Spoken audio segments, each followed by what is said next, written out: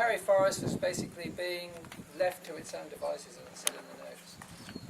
And at this point, I'm kind of thinking, well, what can I do? I bought this land in '86, and so it's just over 30 years, and it had been totally logged, chopped down and used for logging, and they hadn't been selective at all. It was just a local mill that really basically took what they could. Just asked the question by Dan about the burning. My motivation really in the sense of burning was obviously just for safety. Our house is at the top of the hill, and if the fire started at the top, at the bottom and went rushing up the hill, then we would be first in line. Even with that space around us, I was very aware of that. As you drove in, you would be aware that one branch across the road, you don't get out. Done a little bit of burning. You wouldn't, some places you wouldn't think it, but as we walk down you can see it. I burnt from this section here, around this time of year, up the hill. So the idea is to just burn a small area from a line going across here, up the hill, and the same on that side. And my idea is over the years to just carry on doing that, and that patchwork sort of burning, so that I don't want a fire raging through the whole thing, because I would just kill everything that's here, obviously, in terms of wildlife and everything else. It doesn't sort of really fit in with how I see, as Duncan was saying, the management of land. Total area is about 12 hectares around that, so it's not a very large area. Yeah, this is why I contacted Julian and things, because I wanted some ideas about what I can do with the thinnings. It seemed a waste to me that these are just all going to die out, and the dominant trees will take all the light, and the others will just die out. And it just seemed that, you know, there's some beautiful poles. And I was actually thinking of, everybody would have seen Grand Designs. And I'm from the UK. And they, over there, of course, the big thing is a lot of pole frame hole. But I thought, well, you know, this would be ideal. To do any harvesting here, you have to get what they call a clearing permit. A stupid term, should be a thinning permit from the Department of Environmental Regulation. Then you've got to get a commercial producer's licence from Parks and Gardens, Parks and Wildlife, and you've got to get an owner's ID code from the same organisation. So there's a bit of work to do in that regard. But what I would do here, given that you've got a worry about fire, I'd be ringing up Waypress, thin it from below for wood chips. The poles to the UK, the cost to get them harvested, delivered to Bunbury Port, put on a ship or put into a 12-metre container that gives you a maximum of 12 metres, that's pretty long anyway, and then shipped across the ocean to the UK sounds pretty expensive to me. Yeah, and 12 hectares, you know, it's a small patch of ground, but Waypress is a very good company, and there's still a good market for Karri wood chips, and there's a stumpage value involved. And what that would do, you'd keep your better trees and look magnificent, and then the harvesting would sort of bring some of this scrub and slash down to ground level, make it much, much easier to do a prescribed burn. You'd end up with a safe, beautiful looking bit of Karri forest. That's probably what I would do, ring up Waypress #1. How many trees would I end up with? Keeping? The site carrying capacity is now just a carrying capacity for grazing land or whatever. Say it was 60 or 80 square metres of basal area, if you understand the concept of basal area.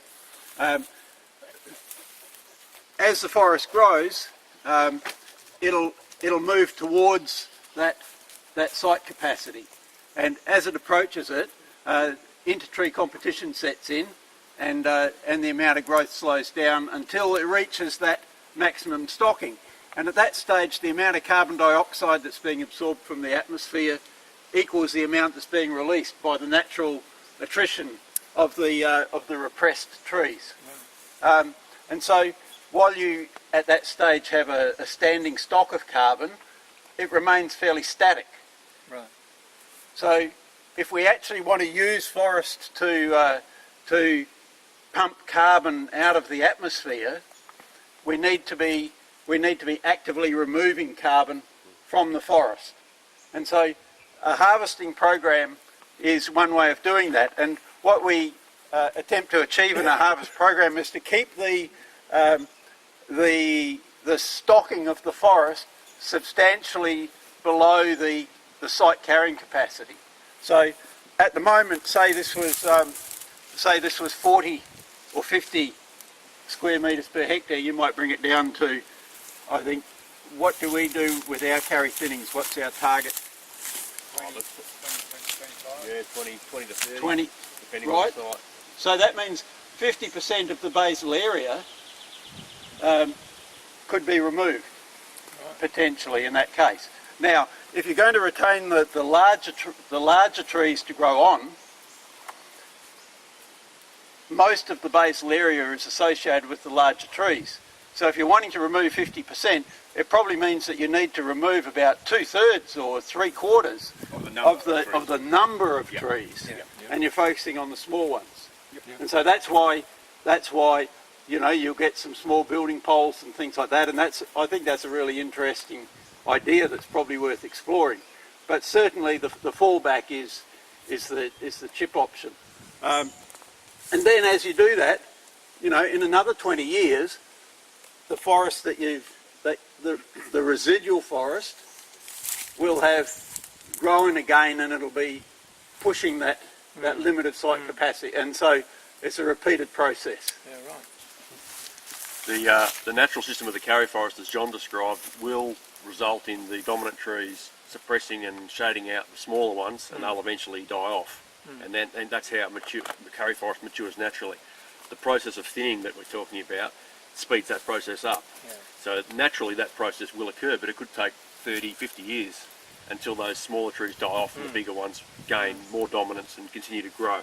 Whereas if you're removing them out physically, it speeds up the process much more quickly, and it allows the larger trees much more access to nutrients and water and light, and they can really kick on and speeds up the growth process. And the carbon that's been locked up in that wood remains potentially usable, rather than the wood just either burning or decaying and sending the carbon back into the atmosphere.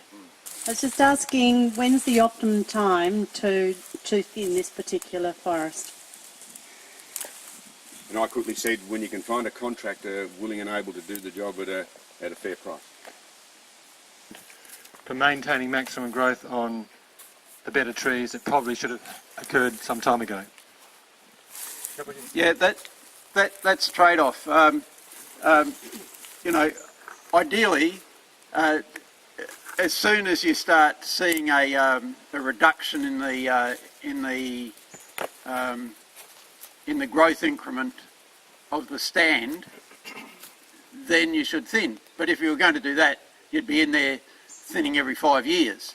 You know, so it's a bit of a trade-off between you know, maintaining the stand growth increment at its highest level, and the cost of actually undertaking a harvesting operation. So, you know, but I would think that if you conducted a thinning now, it would make sense to come back in another 20 or 30 years and repeat the exercise. However, if you're dealing with a really small forest like this, there's no reason why you can't do that as an incremental process. Like, you know, you get an order for a container load of building poles, and England isn't the only opportunity. Really, any temperate area where they don't have termites. So, you know, maybe carry poles to New Zealand, or carry poles to Japan, or you know, those opportunities exist as well. And you know, there's no reason why you can't go in and do a small harvest. Just, you know, one container load this year and one container load in a couple of years' time. Yeah, that was my initial thought. Yeah. And in that way, you're just working. It's like thinning carrots.